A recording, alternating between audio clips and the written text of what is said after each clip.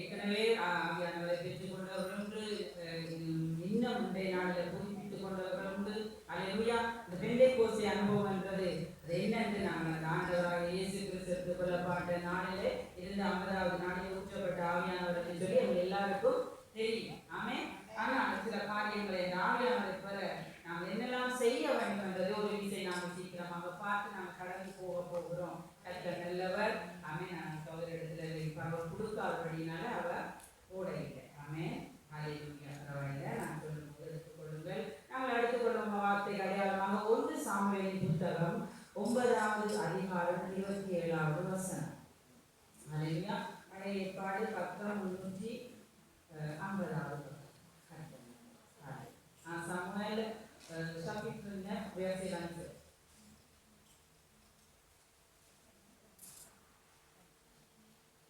அவர்கள் பட்டணத்தின் கடைசி மட்டும் இறங்கி வந்தபோது சாமுவேல் சவுலை பார்த்து, வேலைக்காரனை நமக்கு முன்னே நடந்து போக சொல் என்றான். அப்படியே அவன் நடந்து போனான். இப்பொழுது நான் தேவனுடைய வார்த்தையை உனக்கு தெரிவிக்கும்படி நீ சற்றே தரித்து நில் என்றான். Amen. Samuel chapitre 9 verset 27. Quand ils furent descendus à l'extrémité de la ville, Samuel dit à Saül, dis à ton serviteur de passer devant nous. Et le serviteur passa devant. Arrête-toi maintenant, reprit Samuel, et je te ferai entendre la parole de Dieu. Amen. Alléluia. மகாயிரக்கும் நல்ல மாலைகளுக்காக நான் நன்றியோடு துதிக்கிறோம். இம்மட்டாய் ஆண்டவரை ஆரம்பத்திலிருந்து சுத்திகரை மாதத்தினை வரை அபிஷேகத்தினால் நிரப்பினீர் ஆண்டவரை. அப்பா, உம்முடைய ஆவிக்குரிய வாழ்க்கையை நாம் பெற்றுக்கொள்வது ஒன்றும் எங்களுக்கு திருப்தி அளிக்கக்கூடாது ஆண்டவரை. இன்னும் இன்னும் இன்னும் அதிகமாக எங்களுக்கு செய்த அந்த அன்பை நினைத்து அதிகமாக நம்மிடத்தில் நாங்கள் எல்லாவற்றையும் வாஞ்சிக்கிற ஆவிக்குரிய ஜீவத்தின் வல்லமை வாஞ்சிக்கிற பிள்ளைகளை எங்களை மாற்றும். இந்த வார்த்தை ஆண்டவரை அடியாரோடு கூட இருந்து கர்த்தர் நீர் பேசும் இயேசுவின் மூலம் பிதாவே. ஆமென். அப்படி எதை பார்க்கிறோம் என்று சொன்னால் நாங்கள் அபிஷேகத்தை பெற தரித்து நீர் அப்படி என்று சொல்லி பார்க்கிறோம். ஆமென். Voilà l'onction, il faut arrêter ou rester. On va continuer, vous allez comprendre.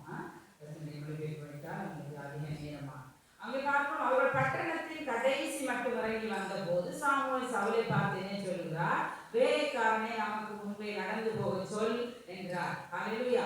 அப்படியே அவன் நடந்து போனான். இப்பொழுது நான் தேவனுடைய வார்த்தை உனக்கு தெரிவிக்கும்படி நீ சற்றே தரித்து நில். எல்லாம் சொல்லுமா? சற்றே தரித்து நிற்க வேண்டும். ஹல்லேலூயா. பெண்ணு சொன்னாங்க சாமுவேல் அந்த ஒரு 1 சாமுவேல் 9:3 நாங்கள் பார்க்கிற போது உங்களுக்கு தெரியும். 1வது வசனத்தில் என்னென்னே சொல்ல நாம் படிக்க முடியாது. அங்கே 1 சாமுவேல் சாப்டர் ஃபுல்லாக படிச்சீங்கன்னு சொன்னால் அங்கே பெஞ்சமின் கோத்திரத்தாரே கீசன் பேருள்ள மகாபராக்கிரமசாலியான ஒரு மனுஷன் இருந்தார்.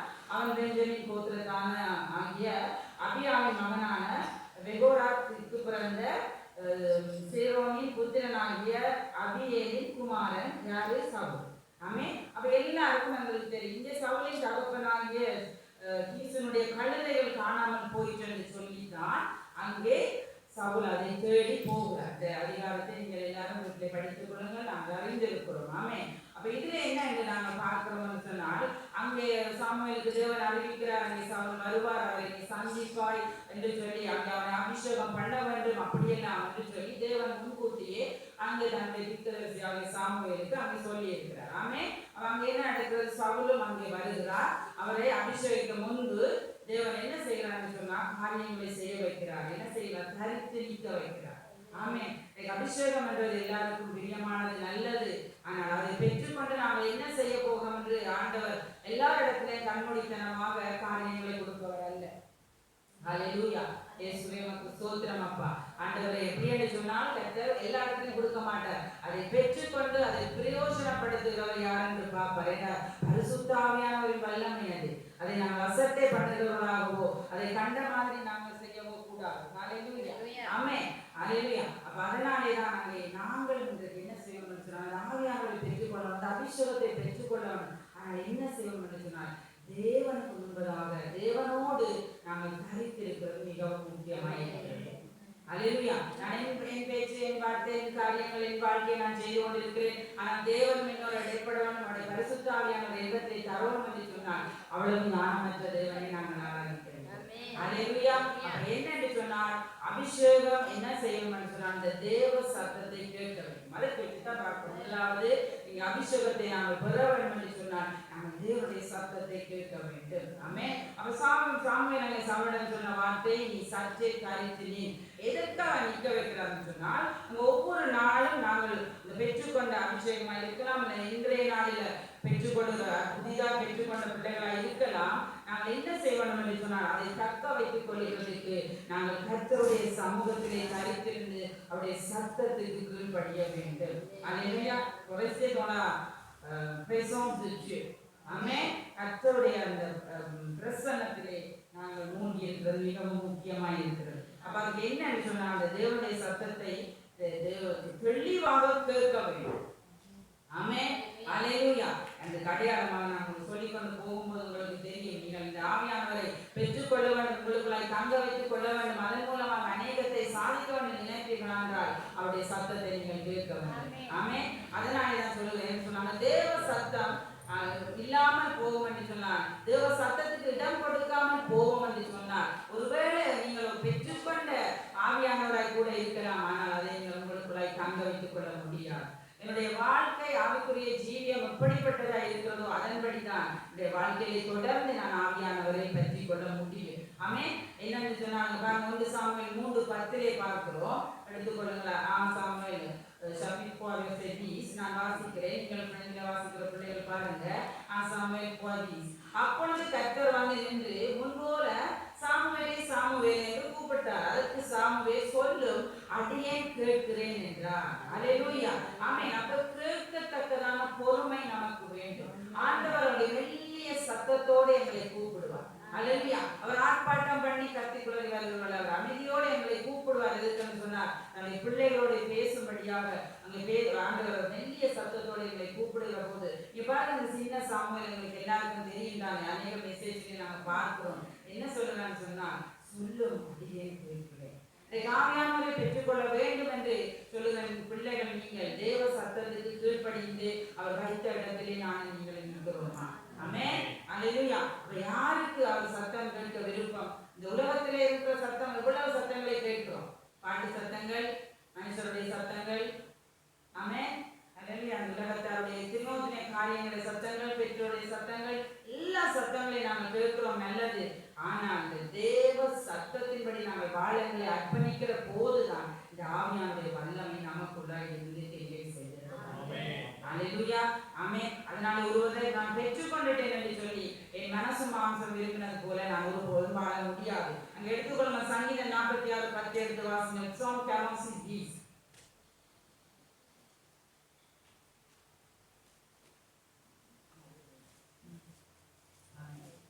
நீங்கள் அமர்ந்திருந்து நானே தேவனென்று அறிந்து கொள்ளுங்கள். ஜாதிகளுக்குள்ளே உயர்ந்திருப்பேன், பூமியிலே உயர்ந்திருப்பேன். Psaume chapitre 46, verset 10. C'est lui qui a fait cesser les combats jusqu'au bout de la terre. Il a brisé l'arc, il a rompu la lance, il a consumé par le feu les chars de guerre.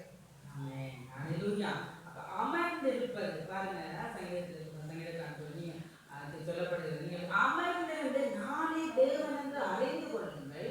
ஜாதிகளுக்குள்ளே உயர்ந்திருப்பேன், பூமியில் உயர்ந்திருப்பேன். அப்ப அவருக்கு முன்பதாக தரித்திருப்பது மிகவும் முக்கியமாக இருக்கிறது. அதான் முதலாவது சொன்ன இந்த வார்த்தை, தேவ வார்த்தையை பெற்றுக்கொண்டு அதோடு சேர்ந்து நாங்கள் அபிஷேகத்தை பெற்றுக்கொண்டால் தான் நாங்கள் இந்த உலகத்தை கலைக்கிறவர்களாக. அல்லேலூயா. என்னுடைய சிந்தையின் படி நான் வாழ்ந்து கொண்டு அபிஷேகத்தை வைத்து நான் ஒன்றும் செய்ய முடியாது. அல்லேலூயா. ஆவியானவருக்கும் அசுத்தாவியானவருக்கும் பரிசுத்தாவியானவரை பெற்றுக்கொண்டு நாங்கள் வாழ முடியாது. அங்கே தேவன் ஒரு நாளும் வாசம் பண்ண மாட்டார். அல்லேலூயா. அப்ப அதை சரி செய்து அங்கே ஆவியானவரை தங்க வைக்க வேண்டும் என்று சொன்னால் நாங்கள் அவருடைய சமூகத்திலே தரித்து இருக்கிறவர்களாய் வாழ வேண்டும். ஏசாயா 30 பார்க்கிறோம். ஏசாயாவின் புத்தகம் 30:21 நீங்கள் வலதுபுறம் சாயும் போதும் இடதுபுறம் சாயும் போதும் வழி இதுவே, இதிலே நடவுங்கள் என்று உங்களுக்கு பின்னாலே சொல்லும் வார்த்தை. அல்லேலூயா. எடுத்துக்கொண்டவர்கள் வாசிங்க. அல்லேலூயா. அப்ப ஆமென். வலதுபுறமாய் சாயும் போதும் இடதுபுறமாய் சாயும் போதும் வாயினாலே சொல்லும் வார்த்தையை உங்கள் காதுகள் கேட்கும். ஆமென். Amen. Hallelujah. Ésaïe chapitre 30, verset 21. Tes oreilles entendront derrière toi la voix qui dira, voici le chemin, marchez-y, car vous irez à droite ou vous irez à gauche. Amen. ஆமென். அப்ப இப்ப அபிஷேகம் வேண்டும் எனக்கு. இப்ப முதல் செய்ய வேண்டியது என்னதான்? நாங்கள் இந்த பக்கம் போனாலும் அங்கே பார்க்கிறோம் வழி ஆண்டவருடைய வழி ஒன்றுதான். ஆண்டவராகிய இயேசு கிறிஸ்துவின் வழி ஒன்றுதான் நல்வழியா எங்களை நடத்தும். ஆமென். அப்ப அவருடைய வார்த்தைகள் உங்கள் காதுகள் கேட்கும். அந்த வார்த்தைகளை வைத்து நீங்கள் அவருடைய சமூகத்திலே தரித்திருக்கிற போதுதான் அங்கே ஆண்டவர் உங்களுக்கு அவர் வைத்திருக்கிற அபிஷேகத்தை தந்து உங்களை இந்த உலகத்துக்குள்ள அனுப்பவர் ஆயத்தப்படுவார். ஆமென். அவரும் ஆயத்தமாவார். அப்ப அநேகருக்கு தாமதம் காரணம் என்னென்று சொன்னால் நாங்கள் முழுமையாக நாங்கள் பாருங்க சபை கூடுகிறது கூட முழுமையாக சபை கூட முடியல, சபை ஜொலிக்கிறதுக்கு முழுமையா கூட முடியல. ஆமென். இவ்வளவு சனமா இந்த இடத்துல இருக்கிறது. அல்லேலூயா. எவ்வளவு அசந்தையாக எவ்வளவு காரியங்களில அநேகர் என்ன விரும்புகிறார்கள்? ஊழியம் எல்லாம் சொல்றார், அற்புதம் அடையாளம் நடக்க வேண்டும், ஊழியம் செய்ய வேண்டும். ஆமென். அல்லேலூயா. நாமும் ஆண்டவராகிய இயேசு கிறிஸ்து எங்க போனாலும் வலதுபுறமாய் போனானே இடதுபுறமாய் போனானே நாமும் ஆண்டவருடைய இயேசு கிறிஸ்துவின் நாமம் ஒன்றுதான் உயர்த்தப்படுது. மனுஷ நாமம் உயர்த்தப்படுகிறது. அங்கே கண்ணியும் அழிவையும் தான் கொண்டு வரும். ஆனால் அதை புரிந்து கொள்ளாத அநேகர் என்ன நினைக்கிறார்கள் என்று சொன்னால் இப்படித்தான் அநியாயமாக கர்த்தரை விட்டு சபையை விட்டு நம்முடைய மனம் போன போக்கிலே போகிறார்கள். ஆனால் அவர்களுக்குள்ள ஆவியானவர் இருக்கிறார் என்று அவர்கள் சொல்லலாம்.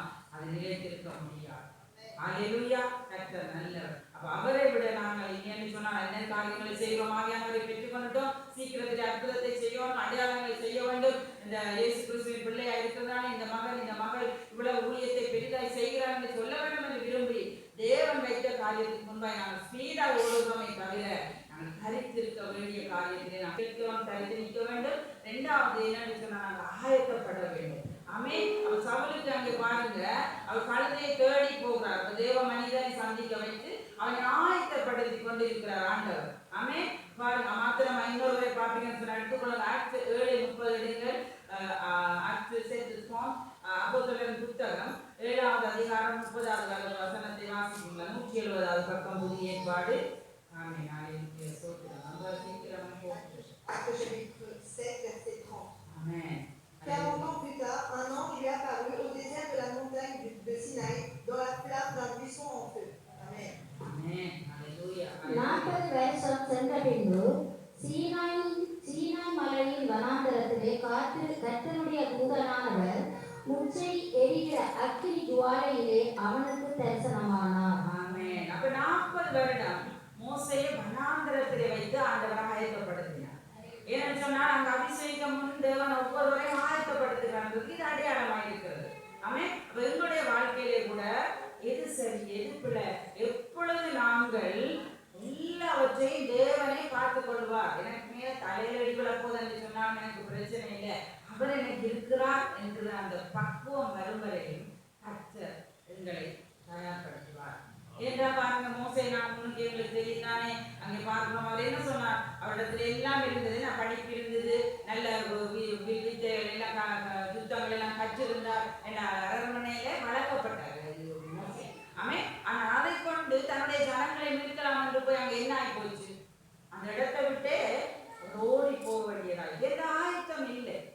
அதை நாங்கள் புரிந்து கொள்ளணும். அந்த பொறுமையோட இருந்து கர்த்தருடைய சத்தத்தை கேட்டு நான் என்னை ஆயத்தப்படுத்தி என் அபிஷேகத்தினாலே ஆண்டவர் என்னை நிரப்புகிற நாளிலே என்னுடைய காரியங்களை நாம் செய்ய போகிற போது அங்கே நிரந்தரமான ஆசீர்வாதமாய் அமையும். அல்லேலூயா. அதனாலதான் நாங்கள் இங்க பார்க்கிறோம். மோசே தன்னிச்சையாக ஒரு காரியத்தை செய்ய போகிற போது அவர் தோற்று போனார், அவமானப்பட்டார், பயத்தோடு ஓடி போனார். ஆனால் கர்த்தரே அவரை 40 ஆண்டுகளுக்கு பின்பதாக சந்திக்கிற போது அந்த வனாந்தரத்திலே கர்த்தருடைய தூதனானவர் அவங்க என்ன செய்கிறார் என்றால் அக்கினி ஜுவாலையை அவருக்கு தரிசனமாகி ஆண்டவரை கொன்றை கொடுக்கிறார். இப்பொழுது நீ போய் ஆளுகை செய். அல்லேலூயா. ஆமென். அப்ப உங்களுக்கு சில காலங்களை கர்த்தர் அனுமதிக்கிறார் சொன்னால் அதை கடந்து நாங்கள் எங்களை உருவாக்கி தரித்து நின்று நாங்கள் கடந்து போகிறது மிகவும் முக்கியமானது.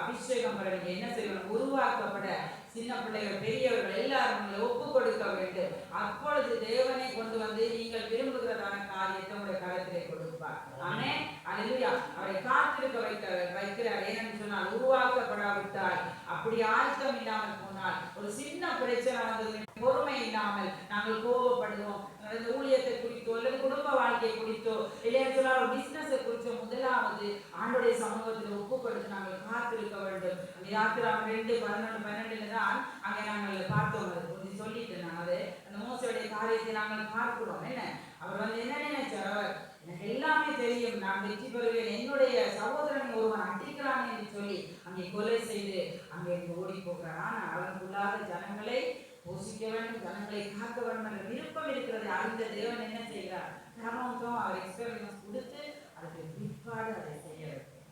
அல்லது எத்தனை தோல்வி, எத்தனை வேதனை, எத்தனை பாடு வந்தது, அந்த கத்தர் விட்டாரா? இல்லை.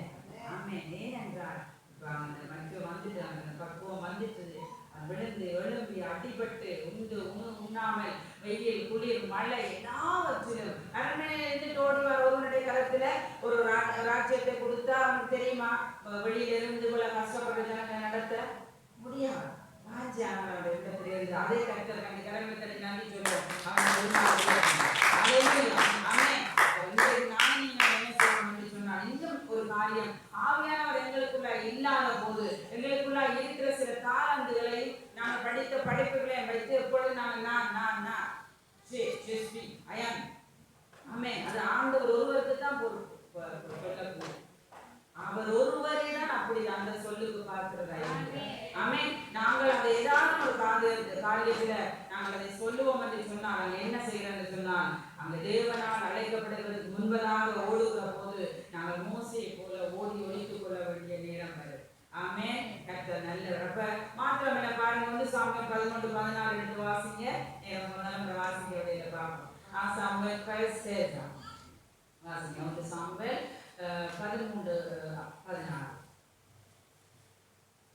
En Samuel chapitre 13, verset 16. Saül, son fils, Jonathan, et le peuple qui se trouvait avec eux avaient pris position à Géba de Benjamin et Philistin campés à Michmash.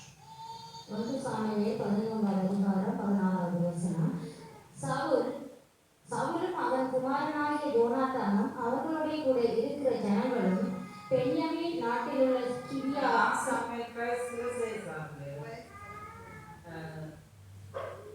அதன் முன் காட்டில் வைத்து தாவீதை ஆயத்தப்படுத்துகிறார். அந்த அந்த வசனம் தான்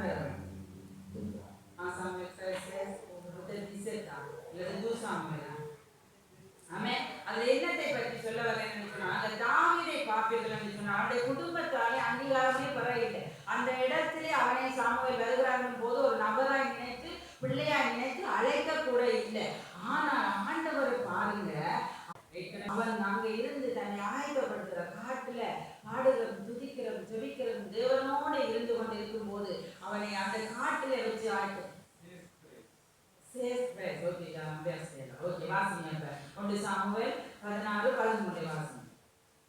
Samuel chapitre 7, verset 13. Samuel prit la corne d'huile et éloignit au milieu de ses frères. L'esprit de l'Éternel saisit David à partir de ce jour et dans la suite, Samuel se leva et s'en alla à Rama.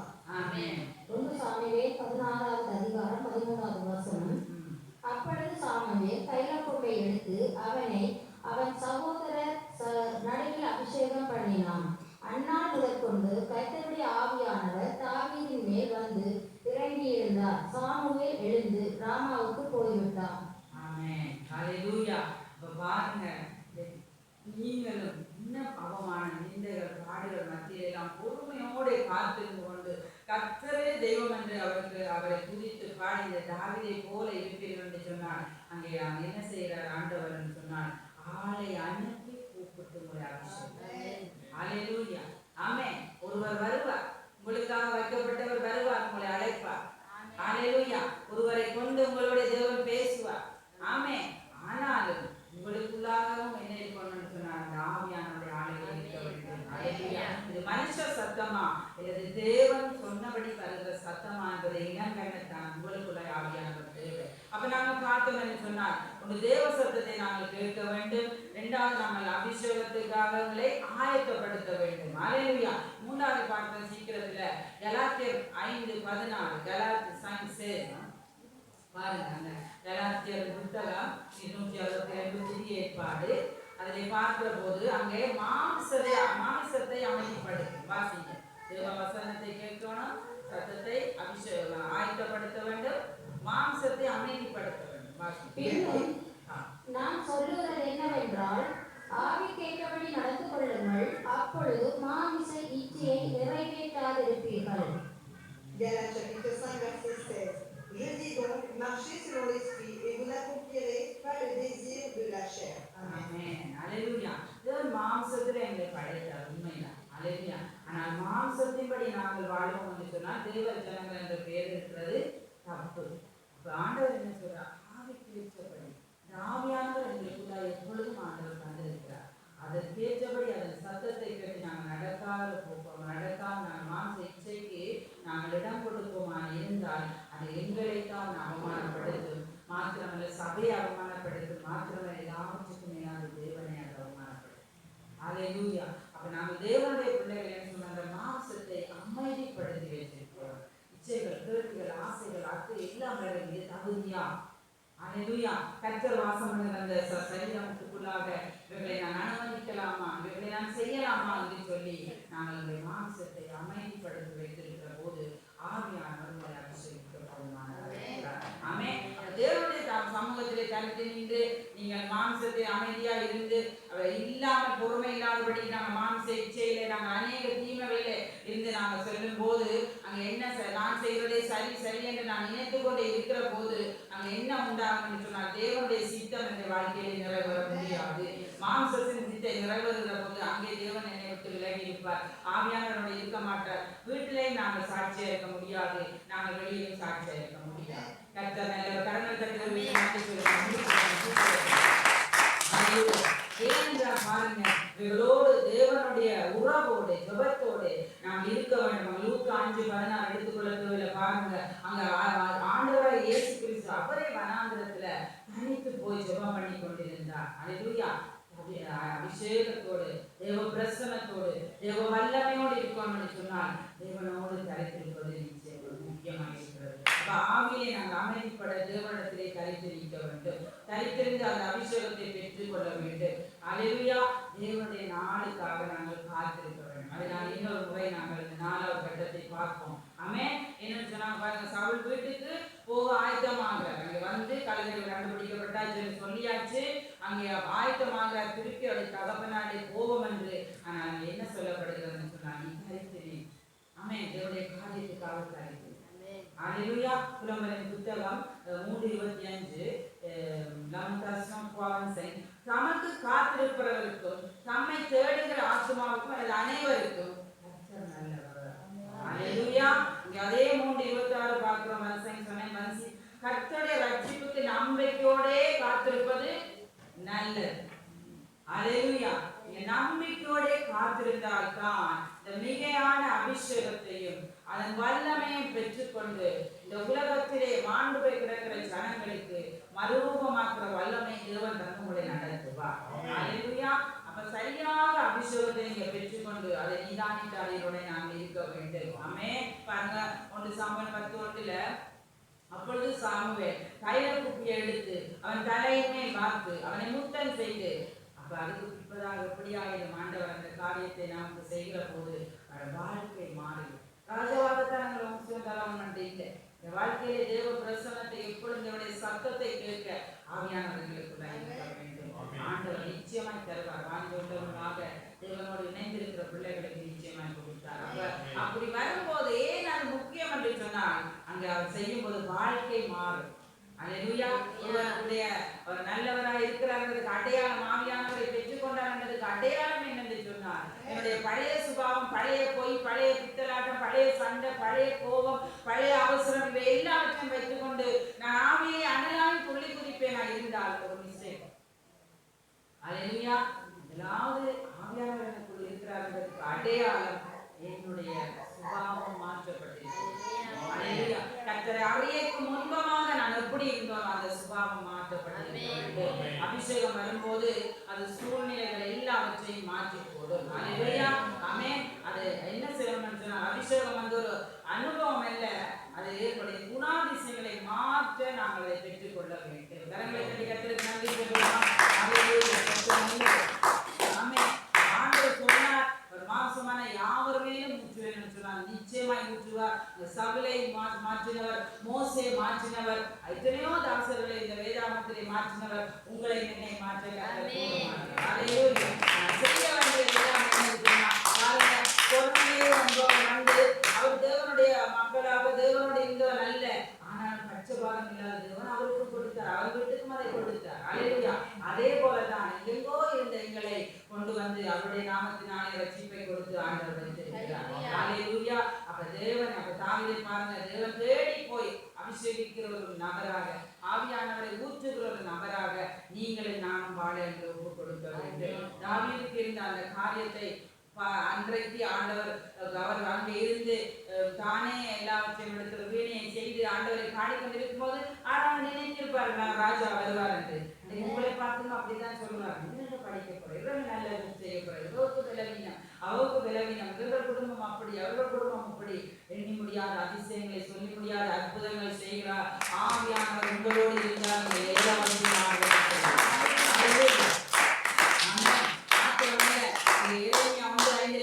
நான் உன்னை தாயின் வயிற்று முன் இருக்கும் உண்மை அறிந்தேன் என்று கர்த்தர் சொன்னார். எதற்காக அறிந்தார்? உங்களுக்கு வல்லமை வரங்களை தந்து தன்னுடைய ராஜ்யத்துக்காக நீங்க வாழ வேண்டும் என்பதற்காக உங்களை அறிந்து கொண்டார். அல்லேலூயா. அதான் அப்போது துதியிலே கேட்டோம். ஆமே, எல்லாரும் போயிட்டு சாத்திர காட்டை கொடுத்து கேட்பார்களாம், கையை பார்த்து அதை சொல்லி இதை சொல்லி. ஆமே, என்னுடைய ஆண்டவர் ஒவ்வொரு நாளும் உங்களை நினைக்கிறாங்கிறதுக்கு அடையாளம் என்று சொன்னால் அவருடைய உள்ளங்கையிலே எங்களை வரைந்து வைக்கிறார். நாம எங்கேயாவது போய் அவர் பார்க்க வேண்டியதில்லை. நீங்க இந்த உலகத்தார் போயிட்டு கையை கொடுத்துட்டு டேட்டப்பட்ட கொடுத்து நீங்க கேட்க வேண்டியதில்லை. கர்த்தர் ஒவ்வொரு நாளும் அல்லேலூயா. ஆமென். கர்த்தர் நல்லவருடைய கிருபை என்றும் உள்ளது. கருமையானவர்களே, எனக்குரியவருக்கு என்னன்னா நாங்கள் எப்படியா வாழ்ந்திருக்க வேண்டும் என்று சொல்லணும்னு சொன்னால் அவர் இலவசமாய் கொடுக்கிறார். அதை பெற்றுக்கொள்கிறோம் நாங்கள் இலவசமாய். அதற்காக நாங்கள் அதை அசண்டை செய்யாமல் நாங்கள் இருக்க வேண்டும். அல்லேலூயா. சிறு பிள்ளைகள் போல நாங்கள் பெற்றுக்கொண்ட அந்த ஆவியானவரை அலட்சியம் செய்யாதபடிக்கு அதை மிகவும் பக்குவமாக வைத்து இன்னும் அதை பெருக்கி எங்கெங்கெல்லாம் கட்டுக்கள், எங்கெங்கெல்லாம் விடுதலை இல்லாமல் நீங்கள் பெற்றுக்கொண்ட ஆவியானவரோடு நீங்கள் ஒவ்வொரு நாளும் வாழுகிற போது நீங்கள் வாழுகிற பகுதியிலே இத்தனை காரியங்கள் மாற்றமாய் போகும். ஆமே, அல்லது உண்மை எங்களுடைய அப்பார்ட்மெண்ட் கீழே அவ்வளவாக அந்த இதை விற்கிற ஜனங்கள் போக முடியாது, இறங்கி ஏற முடியாது. அந்த இடத்துல 2010 இருந்து நாங்கள் பாடி பல்கனியா நிறுத்தி பார்த்து நாங்கள் ஜெபிப்போம். கைகளை நிறுத்தி அவ்வளவாக அந்த வாலிப பிள்ளைகள் போக காலை எப்படியே நிறுத்தி வச்சுக்கொண்டு இருப்பாரு. கடந்து போகும்போது துப்புவார்கள். அப்படியாக உண்மையை அந்த இடத்துல இருக்கப்படும் ஒருவர் இல்லை. நான் உண்மையா சொல்வேன், அந்த ஜெபங்களை கேட்டு கர்த்தர் இடத்துல இருந்து அப்படியே அழிவே போயிட்டு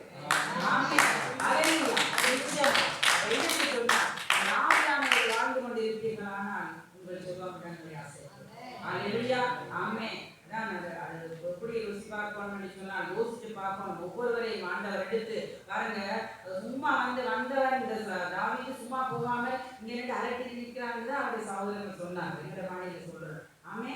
ஆனா கோலியாத்து ஒரே ஒரு கல்லா அரட்டிட்டார். ஆமே ஆமே. எப்படி உங்களுக்குள்ள இருந்த அந்த ஆவியானவர் வரலாம். அல்லேலூயா. ஆமே. கர்த்தர் நல்லவர். ஒன்று நான் சொல்லுறேன், நீங்க கேட்டு அதை எடுத்துக்கொண்டு நான் வைராக்கியம் வழி ஜெபிக்க போறோம். அங்க அது எல்லாருக்கும் தெரியும். அப்போது நடத்தி 1:8 நாங்கள் ஏன் இதை செய்கிறோம் என்று சொன்னால் அவர்கள் கூட அந்த சீசர்கள் எல்லாரும் ஏன் அந்த மேல்விட்ட அறையிலே போய் அவ்வளவு பேர் 120 பேர் சேர்ந்திருந்து எதற்காக ஆண்டவரை தேடினார்கள் என்று சொன்னால் காரணம் பரிசுத்த ஆவி.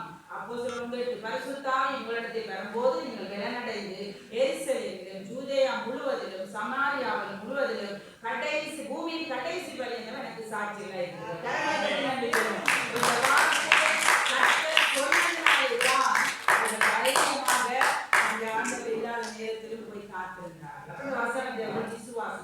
அப்ப ஆவியானவரே எனக்கு மக்களுக்குள்ள இந்த இடைவெளி இன்று மாற்றப்பட வேண்டும் என்று சொல்லி நானும் நீங்களும் கேட்க போறோம். ஆவியானவரோடு இணையாமல் சுகமாய் வாழ முடியாது. வேதத்துக்கு புறம்பாக யாரெல்லாம் வாழுகிறார்களோ அப்படி என்றால் அவர்களுக்குள்ள ஆவியானவர் இல்லை.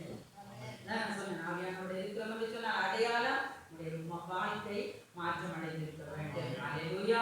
முக்கியத்துவம் இன்னொன்று, ஆவியானவர் நமக்கு இல்லை என்று சொன்னால், இதற்காக இந்த பெந்தெகோஸ்தே அனுபவம் ஒவ்வொருடைய வாழ்க்கையிலும் தேவை என்று சொன்னால், நாங்கள் அந்த அனுபவம் இல்லாதவர்கள், நாங்கள் வெறுமை, நாங்கள் எஞ்சி. அல்லேலூயா. ஆமென். அவர் தேவன் சிறுவன் நடந்ததுக்கு முன்பாய் சுத்தமாய் சொன்னார், நான் போகிறேன், ஆனால்